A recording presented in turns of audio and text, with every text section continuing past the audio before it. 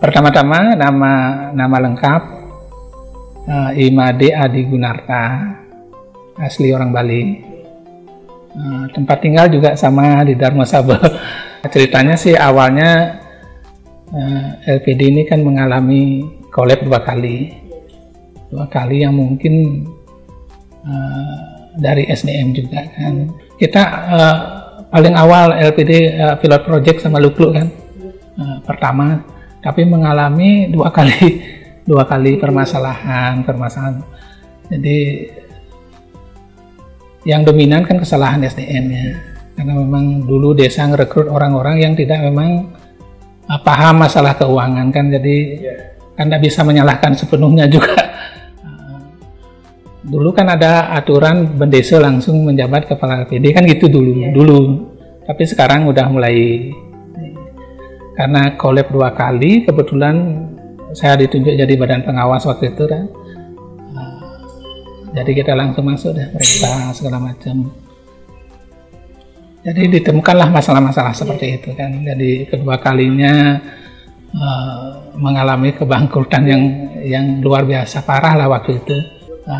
Saya masuk ke LPD kan Mei 2004. Itu banyak masalah waktu itu. Jadi kebetulan saya kan latar belakang juga orang bank, mantan karyawan bank lah, berhenti kerja. Disuruh meriksa, kita temukan hal-hal seperti itu. Terus desa punya keputusan bahwa Pak Adi lah suruh ngelola LPD langsung. Padahal waktu itu memang berat sih rasanya, karena kita orang bank kan menganggap hal ini tidak begitu berat. Kalau masalah berat diringankan, kenapa nggak boleh kan gitu. Jadi kenapa kita mesti memberat-beratkan terus kalau udah berat gitu sih. Saya punya pikiran sederhana waktu itu. Yang penting masalah fiktif, masalah kesalahan pengurus lama itu bisa dipisahkan. Baru saya bisa masuk jadi ketua LPD gitu sih, syarat saya seperti itu awalnya. Tapi waktu itu desa setuju-setuju aja sih, yang penting ada orang yang mau.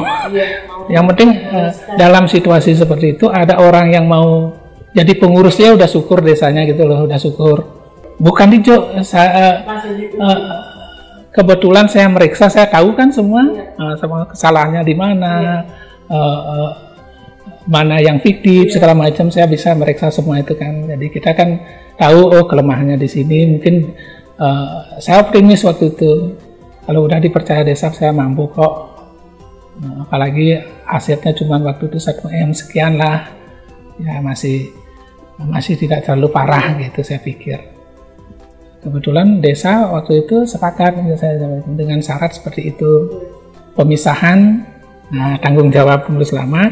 Kebetulan kita kan tahu akuntansi, kita tahu pembukuan lah, makanya saya langsung pisahkan. Walaupun dari pembina waktu itu mencak-mencak nggak boleh, apalagi dari BPD kan waktu itu masih BPD yang ikut membina, nggak boleh ditempatkan segala macam, nggak sesuai akuntansi kan gitu. Jadi akuntansi perbankan sama akuntansi LPD kan lain. Akuntansi segitu aja sih, cuman kan ada keistimewaan, ada mana-mana pos neraca yang bisa kita untuk penyelesaian kasus seperti LPD yang bangkrut kayak gitu. Jadi berhasil saya tempatkan, walaupun ada adu argumentasi lah di sana. Jadi sukses kita tempatkan di rupa-rupa pipa gitu. Jadi kita bisa fokus. Begitu dipisahkan, kita fokus kerja, kita calling teman-teman bank, teman-teman inilah rekan-rekan yang sudah punya usaha. Jadi bisa naruh dananya di sini. Jadi LPD dalam waktu 5 tahun udah bisa bertumbuh pesat waktu itu. Soalnya waktu itu kan minus 450 juta waktu kita ngambil. Itu kan luar biasa waktu itu.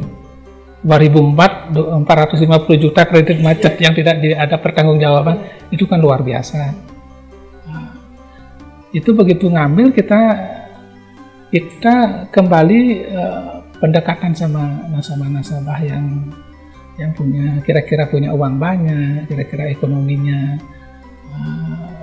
lebih mapan, terus juga teman-teman seperti yang bilang tadi, teman-teman di bank dulu, teman-teman bisnis, itulah.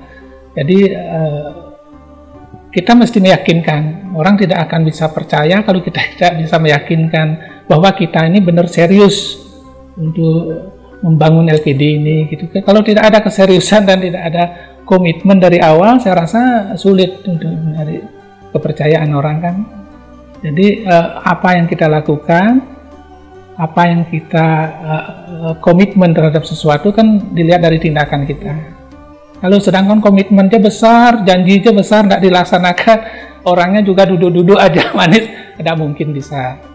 Itu aja sih. Jadi kita yakinkan dulu bahwa kita memang fokus dan punya komitmen untuk membesarkan LPD ini, itu pertama. Terus yang kedua, kebiasaan-kebiasaan kita perlu dirubah. Kenapa itu dilakukan?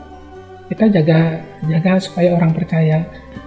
Kalau dari diri sendiri belum bisa koreksi, gimana kita ngoreksi orang lain kan? Baru kita pelan-pelan nyampaikan permasalahan di desa, keadaan LPD seperti ini, gimana caranya. Karena umumnya di LPD kita sulit untuk meminta desa adat untuk mengikut penyertaan modal segala macam, kan susah. Kalau kita tidak memang bekerja untuk diri sendiri lah. Kita membangkitkan LPD ini dari kemauan diri sendiri dan pengurus yang lain. Kalau mengharapkan desa adat agak susah, karena apalagi 2 kali bangkrut gitu kan, jangan-jangan uangnya, kan tanggapannya begitu, jangan-jangan uang saya hilang, apalagi uang desa gitu. Jadi lama-lama setelah ada kepercayaan dalam 5 tahun itu, aset kita sudah lumayan gini lah. Jadi pertumbuhan paling pesat di ini, dan itu pun kita tetap lobby keluar lah, tetap lobbying sama. Jadi karakter perbankan itu harus masuk, walaupun LPD kan skupnya kecil daripada BPR gitu kan, skupnya kecil, cuman yang pertama kan pentingnya komitmen kita, kejujuran kita, terus disiplin, tepatin janji, hal-hal kecil gitu lah. Hal kecil kalau kita udah jalanin dengan serius kan jadi besar ya. Sama kayak penarikan nasabah, tepat waktu dijanjikan, jangan sampai nunda-nunda. Sama pengurus dan karyawan yang lain juga gitu, dalam pembinaan kredit, dalam operasional tepat waktu gitu. Pelayanan yang utama. Jadi karena hidup dan matinya LPD kan karena nasabah. Bagaimana kalau kita nggak punya nasabah, terus bikin lembaga keuangan kan nonsen lah gitu kan. Makanya yang utama servis seperti tadi, berikanlah yang paling maksimal lah pelayanan terhadap masyarakat. Selama ini itu deh yang dilakukan. Makanya kemarin pas ada COVID, kan ini kan banyak penarikan. Kita juga bingung juga kan masa-masa COVID seperti ini. Samping satu sisi LPD kan punya kerjasama juga kayak Pikettan yang itu. Dulu kita udah punya terobosan di Abian Semal, kita membantu teman-teman yang kurang likuiditas. Tapi belakangan banyak terjadi permasalahan. Mungkin udah tahu lah LPD yang kolab karena oknum pengurus gitu kan. Jadi kita tersandra juga di sana. Dana kita di sana nggak dapat bunga, itu kan perlu pemikiran, perlu terobosan. Harus ada keberanian lah sebagai ketua LPD,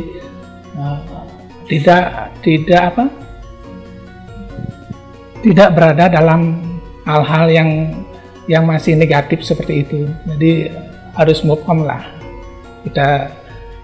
Kita mencari solusi gimana caranya. Kalau kita terpaku dengan hal-hal yang seperti itu kapan lagi kita bisa bangkitkan. Makanya kita bikin terobosan, saya ke Jakarta nyari dana, jadi bantu teman jual rumah biar ada dana masuk untuk deposito di LPD gitulah.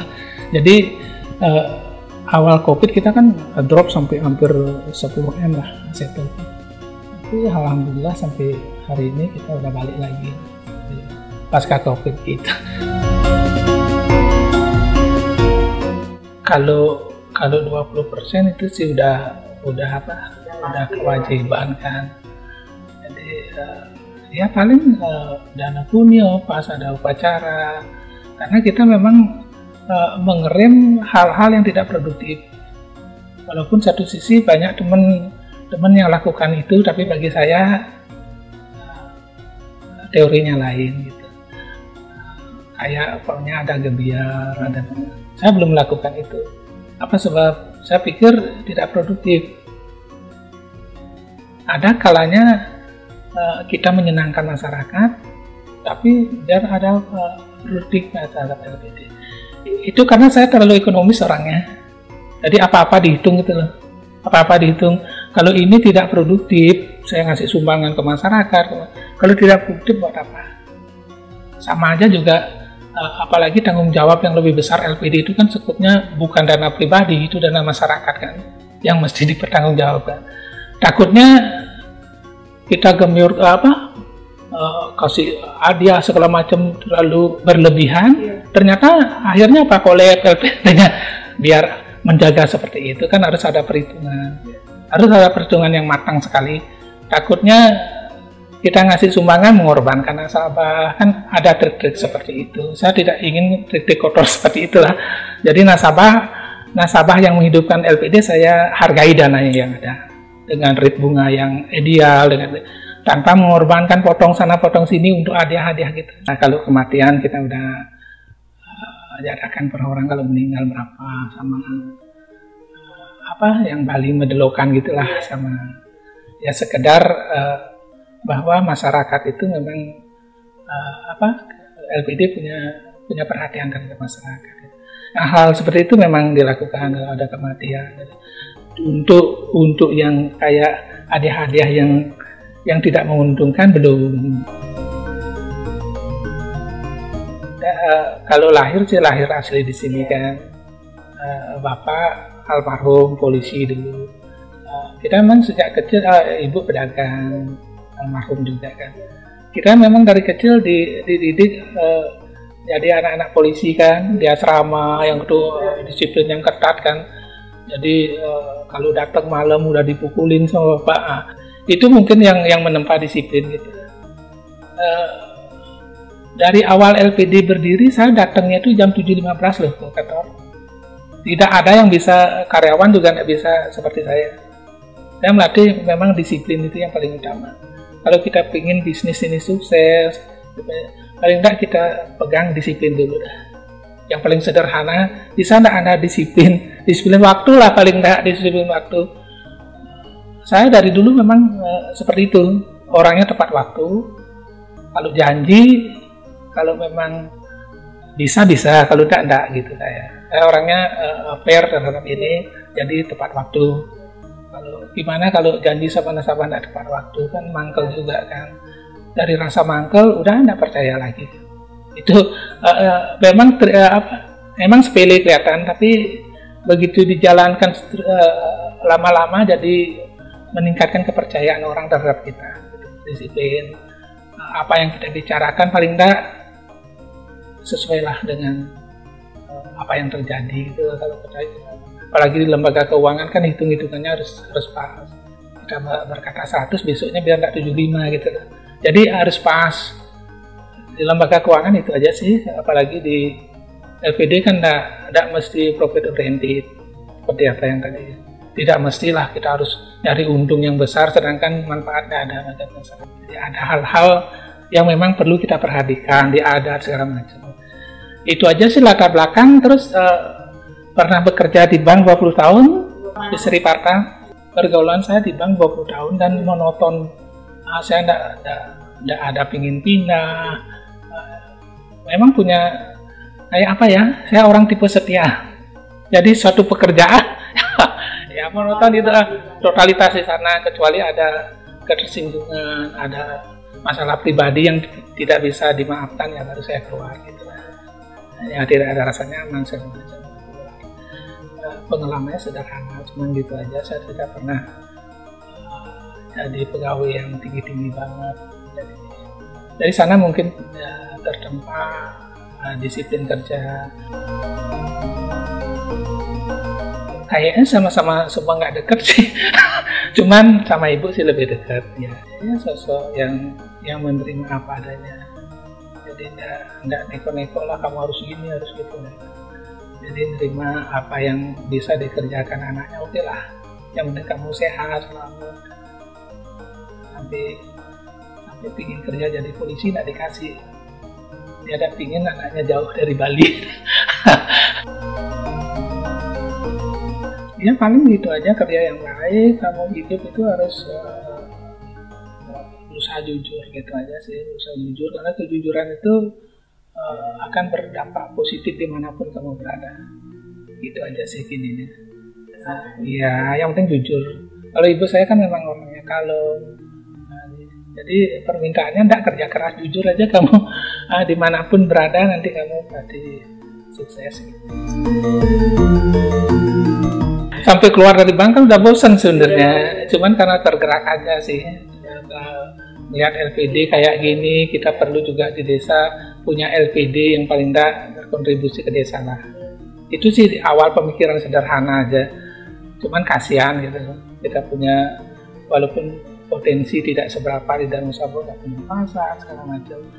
Jadi kan ada trik-trik tertentu lah membesarkan lembaga, bukan sekedar kita udah disiapkan segala macam fasilitas, dikelola, berhasil belum tentu juga. Itu kan kadang pelajaran yang penting, berarti banget kan. Begitu masalah pernah kita atasin kan luar biasa hikmahnya bagi kita kan. Jadi kalau ada hal yang sama masalahnya kan oke, gampang kan gitu. Kalau orang duduk di satu posisi tidak pernah mengalami masalah, begitu ada masalah cengeng mulai kumat. Jadi pusing semua kan, gitu. Jadi kalau udah kita orang lapangan, udah pengalaman, ada problem, berbagai macam problem kan bisa mengatasi dengan baik, walaupun tidak sempurna kan, karena kita udah mengalami kan berbagai permasalahan, jadi lebih gampang lah, nggak cepat stres, cuman dilatih itu aja, dilatih peka terhadap masalah, terus tidak cukup dengan jujur aja kan gitu. Jujur sih faktor utama, tapi jujur tanpa ada action, tanpa ada inovasi terhadap LPD kan sama aja, nggak bisa berkembang gitu. Harapan sih LPD ini bisa tetap eksis ke depan, walaupun ada pergantian pengurus segala macam, lembaga ini tetap bisa berkontribusi baik terhadap desa adat gitu. Kan harapan LPD, berdirinya LPD kan seperti itu, semaksimal mungkin berkontribusi terhadap masyarakat di sekitarnya kan gitu. Kedepannya tidak terlalu berharap tinggi-tinggi sih, yang penting bisa bertahan atau bisa lebih berkembang seperti ini, karena kita kan belum tentu juga terus jadi kepala LPD. Ada waktunya lah kita masa istirahat, masa gini kan ada rasa bosennya lah. Kalau orang sudah bosen kan kadang motivasinya hilang, inovasinya hilang, jadi kan mentok. Daripada mentok kan lebih bagus ada pergantian kan gitu. Jadi janganlah terlalu ego kita terus pengen jadi